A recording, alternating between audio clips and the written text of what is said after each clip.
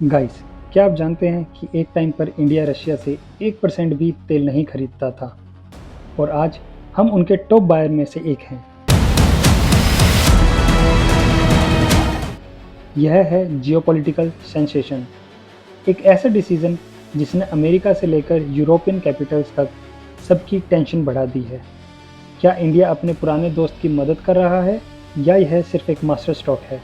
आज धर्मा and diplomacy पर हम समझेंगे इंडिया की इस एनर्जी स्ट्रेटेजी का पूरा जियोपॉलिटिकल गेम। देखिए, India world's third largest oil importer है और हमें अपनी ग्रोथ के लिए अफोर्डेबल एनर्जी चाहिए ही चाहिए। 2022 में जब यूक्रेन क्राइसिस शुरू हुआ तो रशियन ऑयल पर वेस्टर्न सैंक्शंस लगे।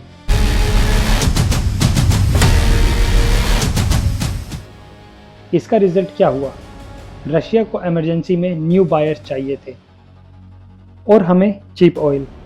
यह सिंपल इकोनॉमिक्स है, लेकिन इस सिंपल डील के पीछे छुपे हैं कई डीप डिप्लोमेटिक सीक्रेट्स। आइए पॉइंट बाय पॉइंट समझते हैं। पॉइंट 1, द प्योर इकोनॉमिक्स, मतलब पॉकेट की बात। सबसे पहले बात पॉकेट्स की है। रशिया ने हमें $10 से $15 पर बैरल तक का डिस्काउंट ऑफर किया। एक एस्टिमेट के हिसाब से इंडिया ने इस डील से बिलियंस ऑफ डॉलर्स की सेविंग्स की है।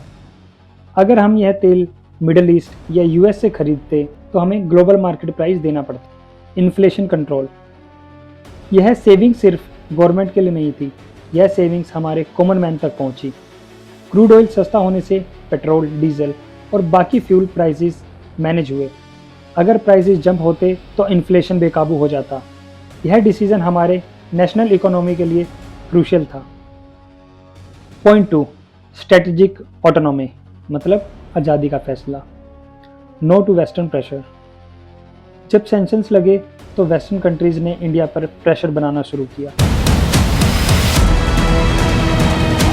पर इंडिया ने क्लियर स्टैंड लिया। हमारे फॉरेन मिनिस्टर ने साफ कहा, Europe is importing more fossil fuels from Russia than India is. यह लाइन बहुत पावरफुल थी। इंडिया ने दिखाया कि हम किसी ब्लॉक को फॉलो नहीं करेंगे।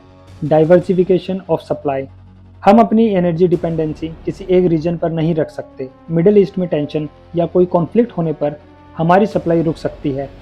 रशिया से तेल खरीदकर इंडिया ने अपने ऑप्शंस ओपन रखे। डाइवर्सिफिकेशन यानी कि अगर एक सोर्स बंद हो जाए तो हमारे पास बैकअप हमेशा रहे। यही स्मार्ट स्ट्रेटेजी होती है। द जियोपॉलिटिकल प्ले, डिप्लोमेसी का असली खेल। यह सेक्शन सबसे इंटरेस्टिंग है। देखिए कैसे इंडिया ने डिस्काउंटेड रशियन ऑयल खरीदा, उसे अपनी हाईटेक रिफाइनरीज में प्रोसेस किया और फिर डीजल और जेट फ्यूल बनाकर यूरोप को ही एक्सपोर्ट किया। आप सोचिए, यूरोप ने रशिया पर बैन लगाया, पर अल्टीमेटली वो इंडियन रिफाइनरीज के जरिए वही रशियन ऑयल यूज़ कर रहे थे। इंडिया यहाँ एक स्मार्ट मिडलमैन बन गया। डिफेंस डील, देखिए इंडिया और रशिया का डिफेंस रिलेशनशिप बहुत ओल्ड है। हमारी मिलिट्री इक्विपमेंट का एक बड़ा चंक रशिया से आता है। ऑयल डील को कंटिन्यू रखकर इंडिया ने अपने इस क्रूशियल डिफेंस पार्टनर के साथ रिलेशनशिप को सिक्योर रखा है, जो कि बॉर्डर सिक्योरिटी के लिए बहुत ज़रूरी है। यह डिप्लोमेसी का हिडन लेयर है। चैलेंजेस एंड फ्यूचर, चुनौतियां और भविष्य। अब बात करते हैं यूएस टैरिफ्स और उसके प्रेशर की। देखिए, ऐसा नहीं है कि यह सब स्मूथ चल रहा है। यूएस ने इंडिया पर एक्स्ट्रा टैरिफ्स लगा दिए हैं। उनका कहना है कि इंडिया रशिया को सपोर्ट कर रहा है।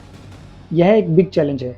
इंडिया को अब इन टैरिफ्स को बैलेंस करना होगा, साथ ही यूएस ट्रेड रिलेशंस भी मेंटेन करने होंगे। सैंक्शंस के कारण इंटरनेशनल पेमेंट सिस्टम में डिफिकल्टी आ रही है। रशिया को डॉलर में पे करना मुश्किल है, इसलिए इंडिया और रशिया अब रूपी रूबल में ट्रेड करने के अल्टरनेटिव्स ढूंढ रहे हैं। यह एक मेजर हेडेक है, लेकिन यह डिपेंडेंस को कम करने का एक चांस है। तो गाइस, फाइनल टेक अवे क्या है?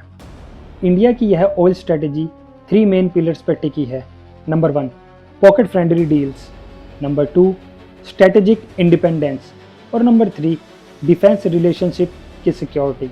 यह मूव सिर्फ इकोनॉमिक्स नहीं है, यह दिखाता है कि 21st सेंचुरी में इंडिया कैसे ग्लोबल स्टेज पर बोल्ड डिसीजंस ले रहा है और किसी भी सुपर पावर के सामने बैंड नहीं हो रहा। यह है राइजिंग इंडिया की डिप्लोमेसी। अब आप बताइए, इंडिया की इस बोल्ड स्ट्रेटजी पर आपके क्या व्यूज़ हैं?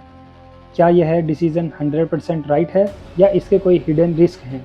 हमें कमेंट सेक्शन में ज़रूर बताएं, हम आपके व्यूज़ पढ़ेंगे। और हाँ, अगर आपको धर्मा एंड डिप्लोमेसी का यह डिटेल्ड एनालिसिस पसंद आया है तो प्लीज़ इस वीडियो को लाइक करें, इसे अपने दोस्तों और सोशल मीडिया पर शेयर करें और ऐसी ही डीप एंड इम्पोर्टेंट नॉलेज के लिए सब्सक्राइब करना मत भूलना।